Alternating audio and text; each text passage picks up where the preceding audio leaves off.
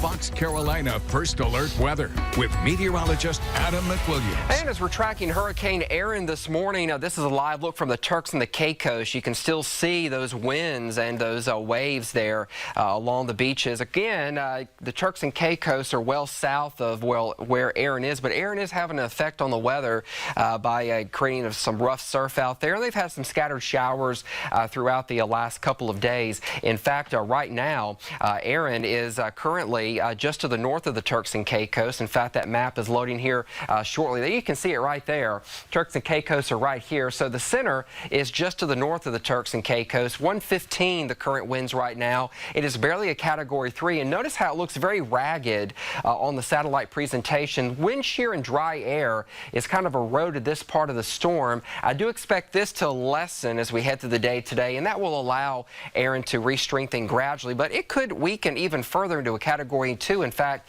that's the official forecast from the Hurricane Center.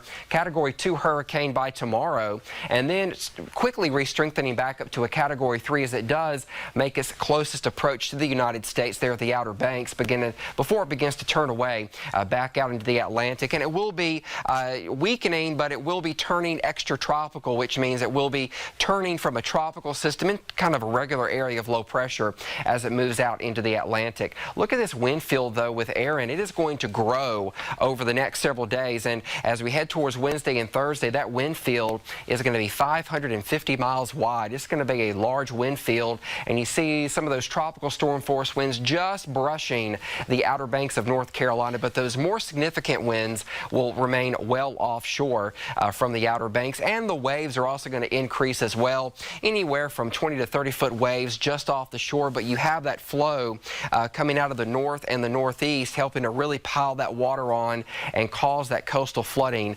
for some of those Outer Bank islands. So we do have the tropical storm watch in effect for the Outer Banks, including areas like Nags Head and Hatteras and Morehead City, for those tropical storm conditions that will be moving into those areas. And we're not done with the tropics yet. We have another disturbance right here as it moves into this part of the Caribbean. 60% chance of development over the next 7 days. And this little wave coming off of Africa has about a 30% chance of development. So tropical storm watch for the Outer Banks. We're talking large waves and rip currents as we go through the next couple of days. But around here, our rain chances will start going up. And the reason for that is we're going to have a cold front moving in, and that's going to increase those rain chances as we head into the weekend. So here's a look at that 7-day forecast, and you can see temperatures will be on the cooler side because of that. 80s and 70s as we head through the next several days because of those increased rain chances. In fact, let me get to the Upstate forecast, and those temperatures will also be on the cooler side as well as we head into the weekend. Low 80s as we head towards Friday and Saturday. Those rain chances will be at about a 40 to 50% chance.